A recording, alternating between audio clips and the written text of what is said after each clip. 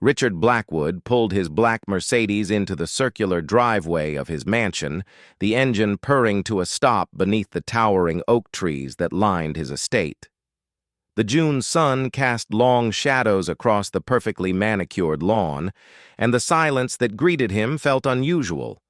Normally, he would hear the distant sounds of his 8-year-old twins playing in the backyard, but today everything seemed eerily quiet. He hadn't planned to come home this early.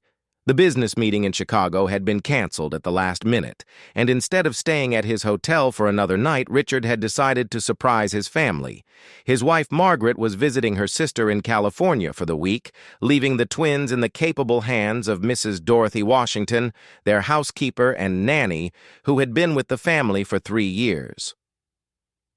Richard grabbed his leather briefcase and walked toward the front door, his Italian shoes clicking against the stone pathway. The house stood before him like a monument to his success, 4 stories of brick and glass, with tall windows that reflected the afternoon sky. He had worked 18-hour days for 15 years to afford this life, building his technology company from nothing into a multi-million-dollar empire. As he reached for his keys, Richard noticed something strange. The front door was slightly open, which was unlike Mrs. Washington, who was always careful about security. A flutter of concern crossed his mind, but he pushed it aside. Perhaps she was bringing in groceries or had simply forgotten to close it properly. He stepped into the marble foyer, his footsteps echoing in the vast space. The house felt different somehow, filled with a warmth he couldn't quite place. Usually when he came home, the twins would rush to greet him, their voices filling the halls with excited chatter about their day. But today, he heard something else entirely. From somewhere deep in the house came the soft sound of singing. It was a voice he recognized as Mrs. Washington's, but he had never heard her sing before. The melody was beautiful, rich and soulful, carrying notes that seemed to float through the air like gentle whispers. Mixed with her voice, he could hear his children's laughter, genuine and carefree in a way that made his heart skip. Richard set down his briefcase quietly and followed the sound, walking past the formal living room with its pristine white furniture that the twins were never allowed to touch, past the dining room with the crystal chandelier that cost more than most people's cars. The singing grew louder as he moved toward the back of the house, and with it came other sounds, the gentle scraping of chairs, soft conversations, and what sounded like multiple voices joining the melody.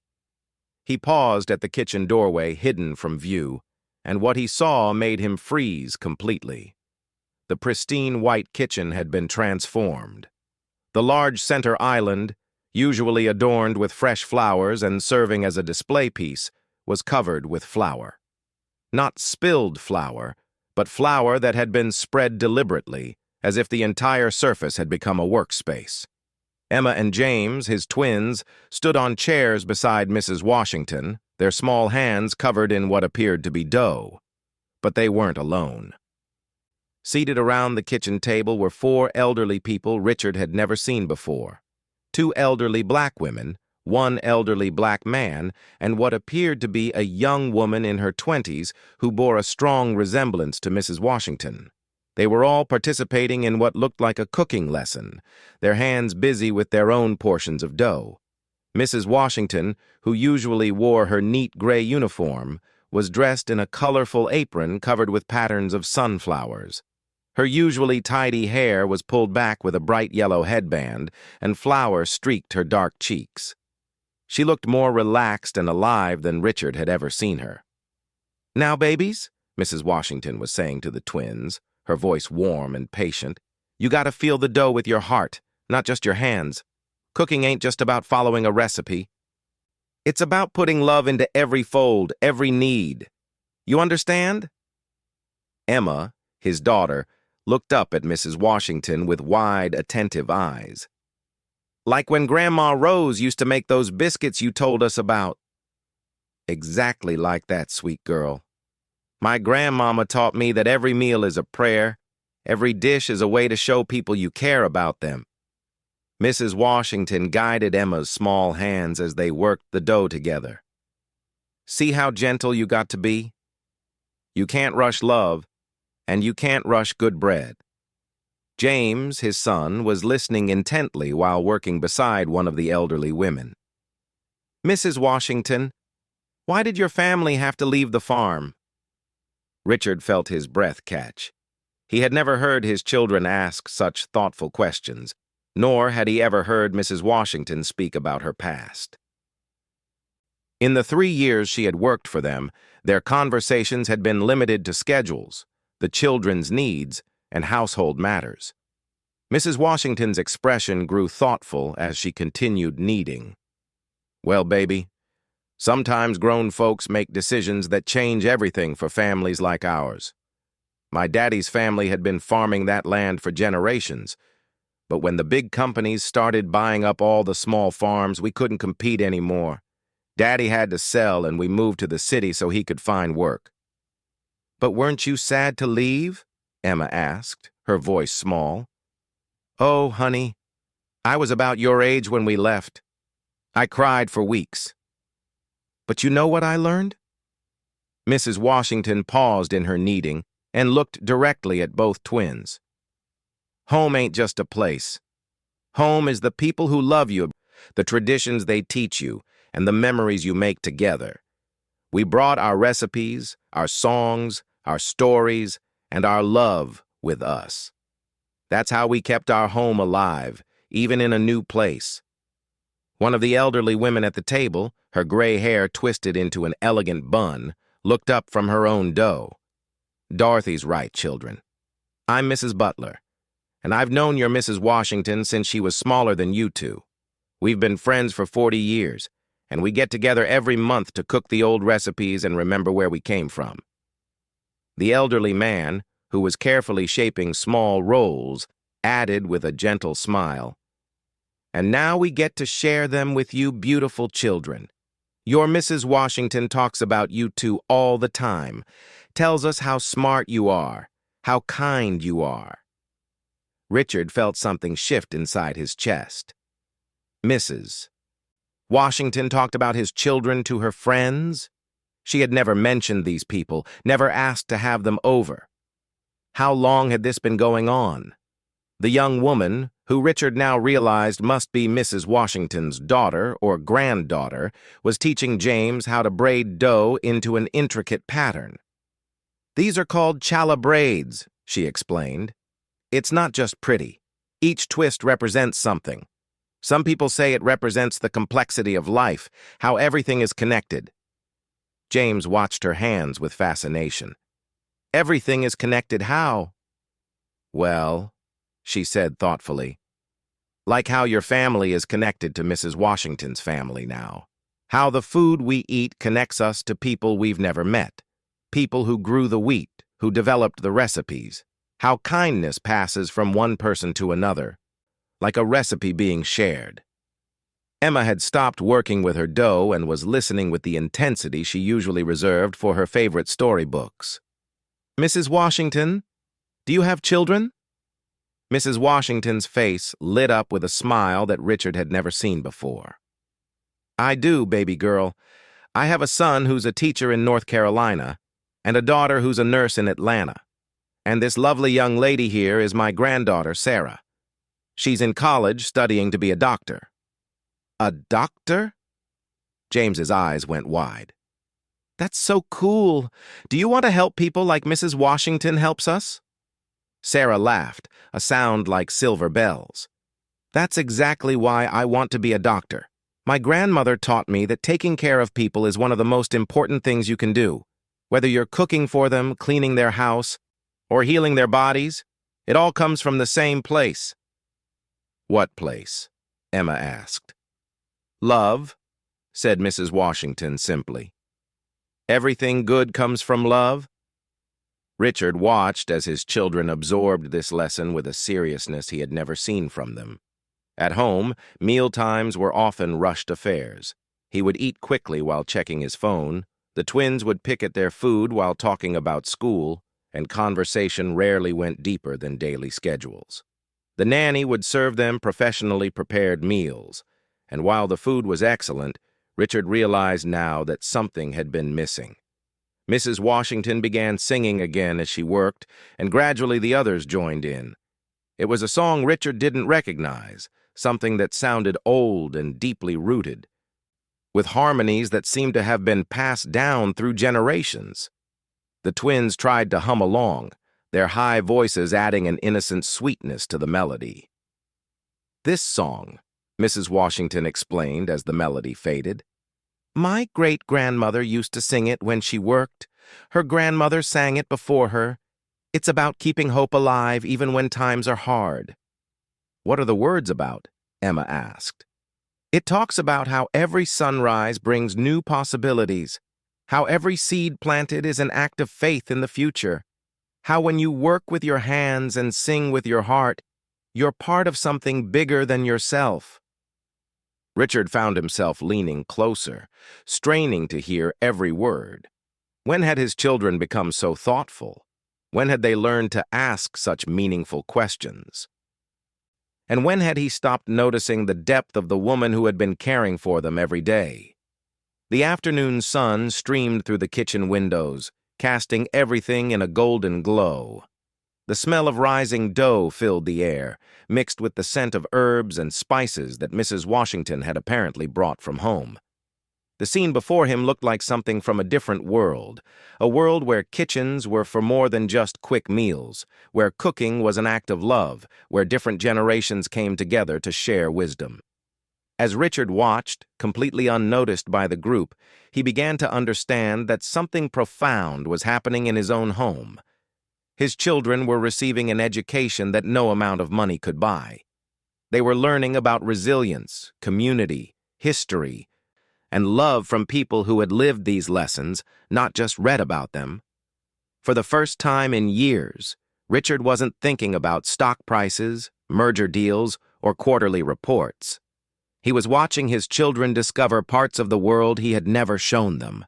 And he was seeing Mrs. Washington not as an employee, but as a woman with her own rich history, her own wisdom, her own family traditions that she was generously sharing with his children. The question that began forming in his mind was unsettling. In his pursuit of providing his children with everything money could buy, had he somehow failed to give them what they needed most? Richard remained frozen in the doorway, wrestling with emotions he couldn't quite name. The scene before him continued to unfold like pages from a book he had never known existed in his own home. Mrs. Butler, the elderly woman with the elegant bun, was now telling the twins about her childhood in Mississippi. Her voice carried the weight of decades, yet remained gentle as she shaped her dough into perfect circles. "When I was your age," she said to Emma, "we didn't have fancy ovens like this beautiful one in your kitchen. We had an old wood-burning stove that my mama had to feed with kindling all day long. But you know what? The bread we made in that old stove tasted like heaven, because every piece was made with intention." "What's intention?" James asked, looking up from his own attempt at braiding dough. Mrs. Washington paused in her work and looked at both children with the kind of attention Richard realized he rarely gave them, even when they asked him questions. "Intention, baby boy, means doing something on purpose, with your whole heart focused on why you're doing it. When we cook with intention, we're not just making food. We're creating something that will nourish people's bodies and souls." Sarah, Mrs. Washington's granddaughter, added, "Like when I study for my medical school exams. I don't just memorize facts. I study with the intention of helping people feel better, of maybe saving someone's life someday. That intention changes how I learn." Richard watched his son process this concept, seeing wheels turning in the boy's 8-year-old mind in a way that rarely happened during their brief conversations about school or homework. "So when Daddy goes to work," James said slowly, "what's his intention?" The question hit Richard like a physical blow. What was his intention? For so long, his focus had been on growth, profit margins, market dominance. But when had he last considered the intention behind his work in terms his children could understand? Mrs. Washington exchanged a glance with her friends that Richard couldn't quite interpret. "Well, honey, your daddy works very hard to take care of your family. That's a kind of love, too. But sometimes grown folks get so busy taking care of the outside things that they forget to take care of the inside things." "What are inside things?" Emma asked, her small hands still working the dough under Mrs. Washington's guidance. "Inside things are like what we're doing right now," said the elderly man, whom Richard still didn't know by name. "Sharing stories, learning about each other, making something beautiful together. Inside things are about feeding your heart, not just your stomach." Mrs. Washington nodded approvingly. "Mr. Jackson here used to be a teacher, just like my son. He knows about helping young minds grow." Mr. Jackson smiled warmly at the twins. "I taught 5th grade for 42 years. You know what I learned in all that time? The children who did best weren't always the ones with the most expensive supplies or the fanciest schools. They were the ones whose families took time to really talk with them, to share stories, to work on projects together." Richard felt another uncomfortable shift in his chest. When was the last time he had worked on a project with the twins? Really worked, not just supervised while checking his phone or thinking about the next day's meetings. "Mrs. Washington," Emma said, "how come you know so many stories?" Mrs. Washington laughed, a rich sound that filled the kitchen. "Honey, when you live as long as I have, and when you come from where I come from, stories are how we keep our history alive. My grandmother couldn't read or write, but she had a memory like a steel trap.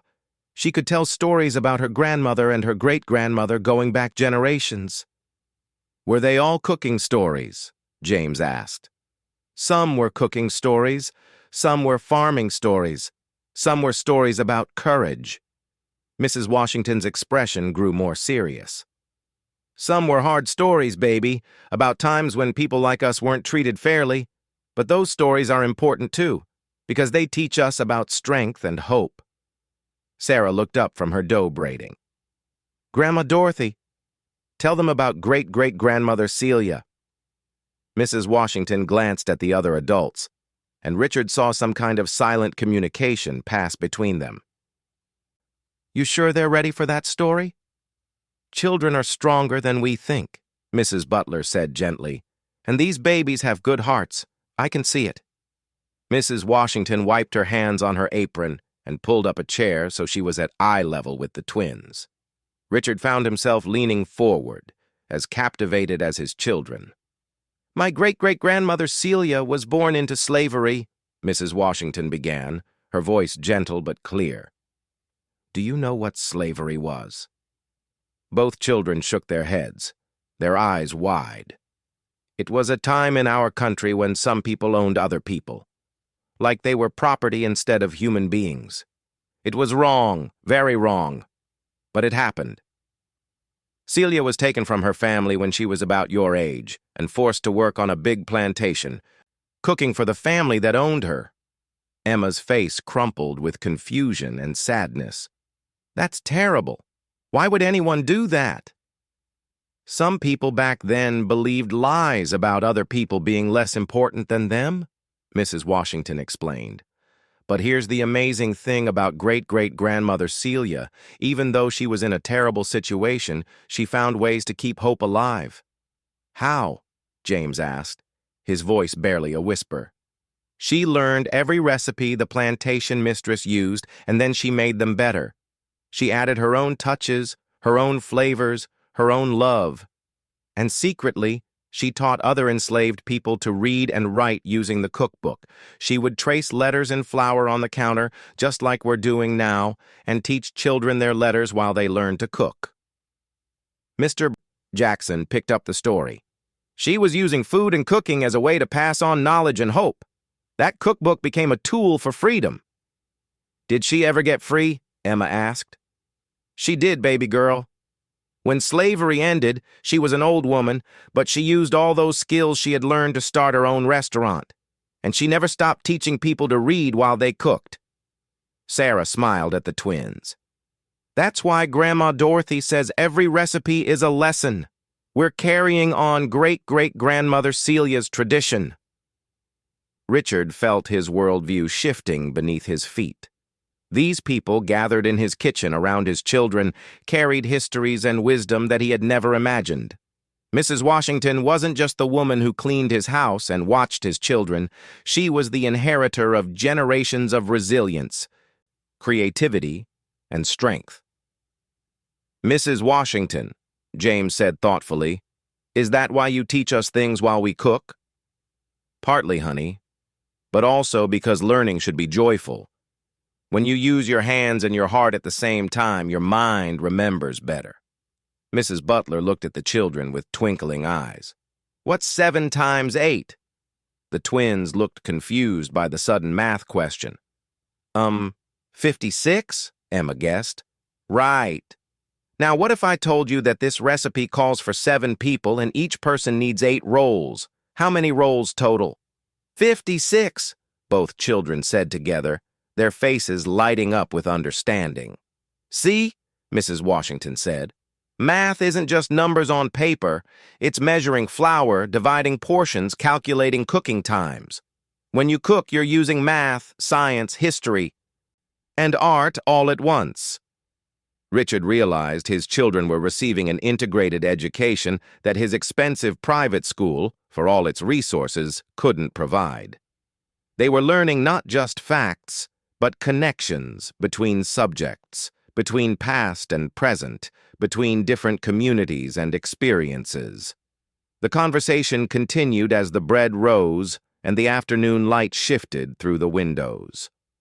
Richard learned that Mrs. Washington's son taught at a school in an underserved community, that Sarah was studying to become a pediatric surgeon specifically to serve children who couldn't afford quality health care, that Mr. Jackson had started a literacy program at his church that was still running 20 years after his retirement.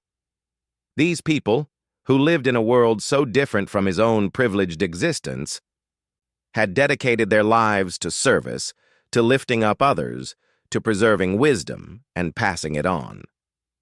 Mrs. Washington, Emma said as they began shaping the risen dough into loaves, when you go home to your family, do you miss us? The question seemed to catch Mrs. Washington off guard, and Richard saw her eyes grow soft. Oh, sweet baby, of course I do. You and your brother are like my heart walking around outside my body when I'm not with you. Really? James looked amazed. Really and truly. When I talk to my own children and grandchildren, I tell them all about how smart you are, how funny you are, how you're growing up to be such good people. Richard felt a lump forming in his throat. He had never considered that Mrs. Washington might love his children, that caring for them might be more than just a job to her. Do you think, Emma said hesitantly, that your family would like to meet us sometime? Mrs. Washington glanced toward the doorway where Richard stood hidden, and for a moment he thought she had seen him. But her attention returned to Emma. I think they would love to meet you, honey. Maybe someday, if your parents think it's okay.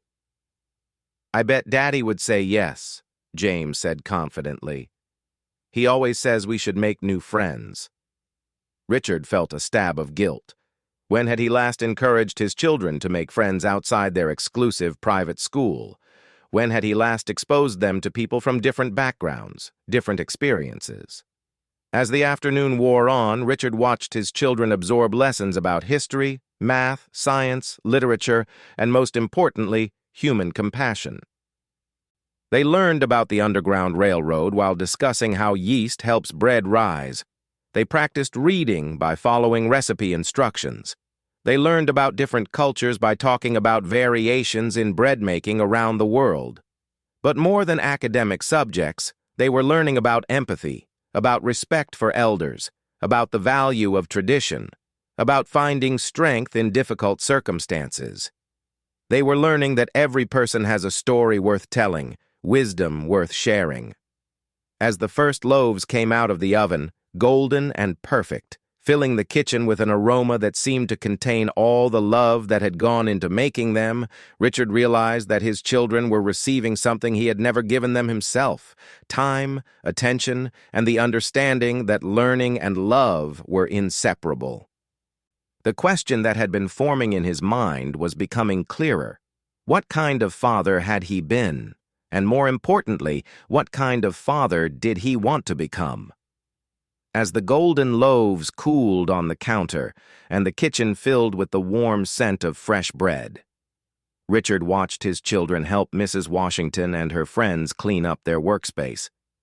The scene had the easy rhythm of a family working together, each person naturally taking on tasks without being asked. Emma was carefully wiping down the counter where flour had scattered, while James helped Mr. Jackson organize the measuring cups. Sarah was washing mixing bowls, and Mrs. Butler was wrapping the extra bread in clean kitchen towels. Mrs. Washington moved between them all, guiding and encouraging, making sure everyone felt included. "Now, babies," Mrs.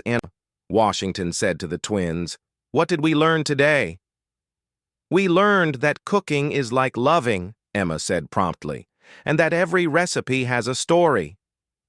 "And that math is everywhere," James added, "and that people a long time ago were really brave and smart." Mrs. Washington beamed with pride. "That's right. But what else?" The twins thought for a moment. Then Emma said quietly, "We learned that everyone has something important to teach us, even if we don't know it at first." "And that families come in all different kinds," James added. "Like how you and Mr. Jackson and Mrs. Butler and Sarah are like a family, even though you're not related." "Chosen family," Sarah said, smiling. "Sometimes the people who love us and teach us aren't the ones we're born to, but the ones who choose to be part of our lives." Richard felt something break open inside his chest. These were concepts he had never discussed with his children. Wisdom that had emerged naturally from an afternoon of shared experience. Mrs. Washington looked at both children with such tenderness that Richard felt like an intruder witnessing something private. "You two are going to grow up to be such wonderful people. I can see it already. The kindness in your hearts, the curiosity in your minds." "Mrs. Washington," Emma said, moving closer to the older woman, "I love you." The simple words hit Richard like lightning. His daughter had said those words with the pure sincerity that only children possess, and Mrs. Washington's face transformed with joy and surprise. "Oh, sweet baby," Mrs. Washington whispered, pulling Emma into a gentle hug. "I love you too. I love both of you so much." James immediately joined the hug, and Richard watched as the three of them held each other with genuine affection. When was the last time he had hugged his children like that? When was the last time they had told him they loved him without him saying it first? Mr. Jackson cleared his throat gently. "Dorothy, we should probably start packing up soon. Don't want to overstay our welcome." Mrs. Washington glanced toward the doorway again, and this time Richard was certain she had seen him. Their eyes met for just a second before she looked away, but in that brief moment, he saw understanding pass between them. "Actually," she said slowly, "maybe we should stay just a few more minutes. I have a feeling someone might want to join us for a slice of fresh bread." The twins looked puzzled, but the other adults seemed to understand something was happening. Richard realized that Mrs. Washington had known he was there probably for some time. The question was, what did he do now? He could slip away, pretend this had never happened, go back to his old patterns. Or he could step into the light and acknowledge what he had witnessed. Taking a deep breath, Richard stepped into the kitchen. "Daddy!" Emma and James both shouted at once, rushing toward him with flour-covered hands and faces bright with excitement. "What are you doing home?" James asked. "I thought you were in Chicago." "The meeting was canceled," Richard said, his voice catching slightly. "I thought I'd surprise you." He looked up to see Mrs. Washington watching him carefully, her expression unreadable. The other adults had gone quiet, suddenly uncertain about their place in this family scene. I hope you don't mind, Mrs. Washington said formally, her demeanor shifting back toward the professional relationship Richard was used to. These are my friends. We were just teaching us how to make bread, Emma interrupted, and telling us stories, and showing us math and cooking. It was the best day ever, James added. Mrs. Washington's great-great-grandmother was a hero. Richard looked around the transformed kitchen, at these dignified people who had been sharing their wisdom with his children, at the evidence of an afternoon filled with learning and love. Then he looked at Mrs. Washington, really looked at her, perhaps for the first time. Mrs. Washington, he said quietly, I owe you an apology. The room went completely silent. Mrs. Washington's eyebrows rose in surprise. Sir? For 3 years you've been caring for my children, but I never asked about your family, your background, your own children. Richard's voice grew stronger. I never thanked you for the love you clearly give Emma and James. I treated you as an employee when you've been so much more. Mrs. Washington's formal posture relaxed slightly. Mr. Blackwood, that wasn't necessary. Yes, it was, Richard interrupted gently. I've been standing in that doorway for over an hour, watching my children learn things I never taught them, watching them ask questions I never thought to encourage, watching them receive the kind of attention and wisdom I've been too busy to give them. He turned to the other adults, who were watching this exchange with interest. And I'm sorry for interrupting your gathering. Would you mind if I introduced myself properly? Mrs. Butler spoke first, her voice warm but assessing. I'm Margaret Butler. Dorothy has told us a great deal about your family. Mr. Jackson stepped forward. Robert Jackson, retired teacher, longtime friend of Dorothy's. Sarah smiled shyly. Sarah Washington, Dorothy's granddaughter. Richard shook each of their hands, feeling the weight of real introduction, of acknowledgement. I'm Richard Blackwood, and I'm realizing I have a lot to learn about being present in my children's lives. Emma tugged on his sleeve. Daddy, you missed the best parts. Mrs. Washington taught us about making bread with intention, and how her great-great-grandmother used cooking to teach people to read, and how every recipe is like a story. And we learned math without even knowing it, James added, and about how families can be people who choose to love each other. Richard knelt down to his children's level. It sounds like you learned more this afternoon than I've taught you in months. Mrs. Washington is a really good teacher, Emma said seriously. Maybe even better than the teachers at school. Mrs. Washington looked embarrassed. Oh, honey, your school teachers are wonderful. No, Richard said, standing up. Emma's right. You are an excellent teacher, and I've been blind to what's been happening in my own home. He turned to address the entire group. I know I'm interrupting, and I know this might be presumptuous, but would you consider staying for dinner? I'd like to learn more about these stories, these lessons. I'd like to understand what my children have been experiencing. Mrs. Washington looked uncertain. Mr. Blackwood, I don't think— Please, Richard said, and the word came out more vulnerably than he intended. I've spent 3 years paying you to care for my children, but I never considered that they might be caring for you too.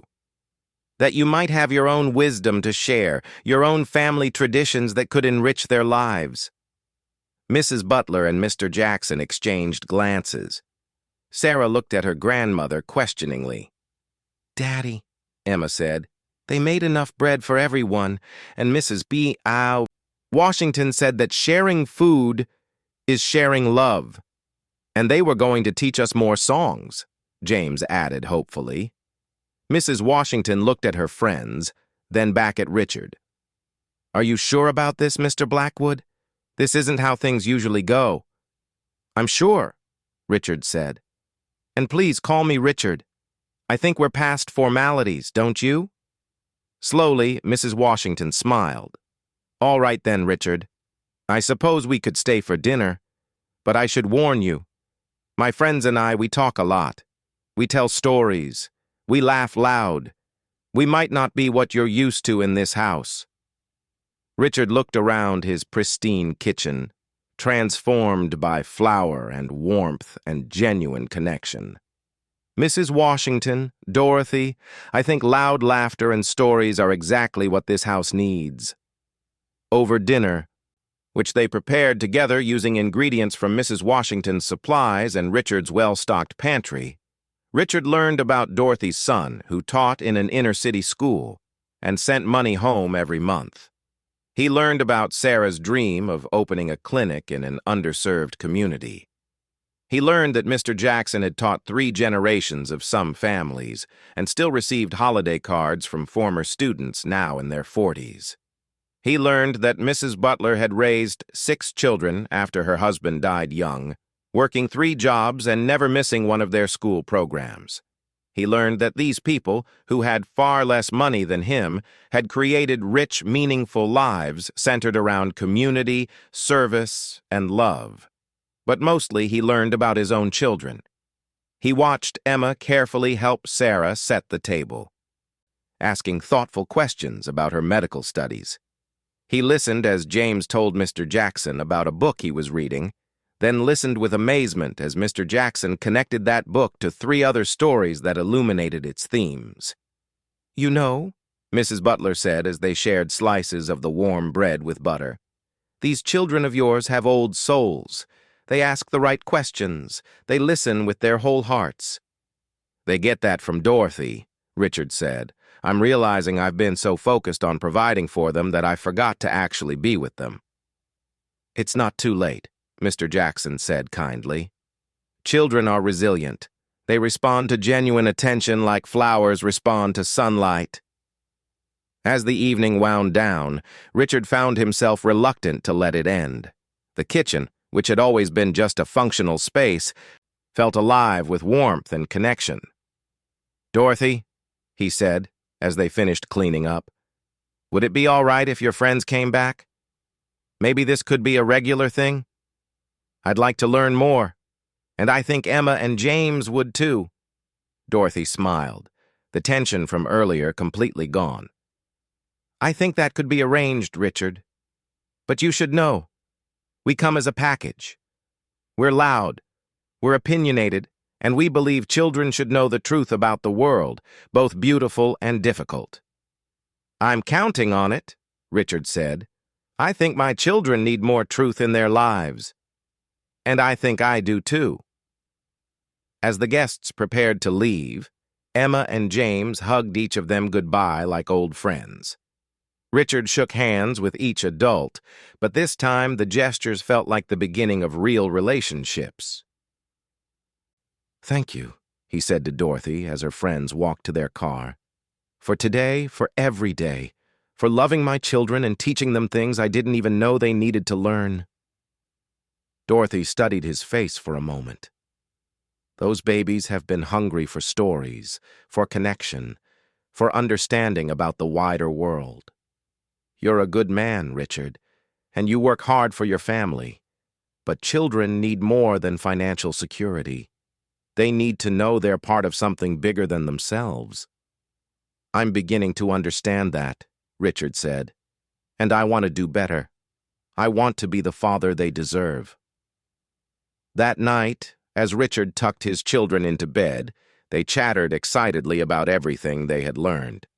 "Daddy," Emma said as he turned off her light, "today was the best day we've had in a long time. When can we do it again?" "Soon, sweetheart. Very soon."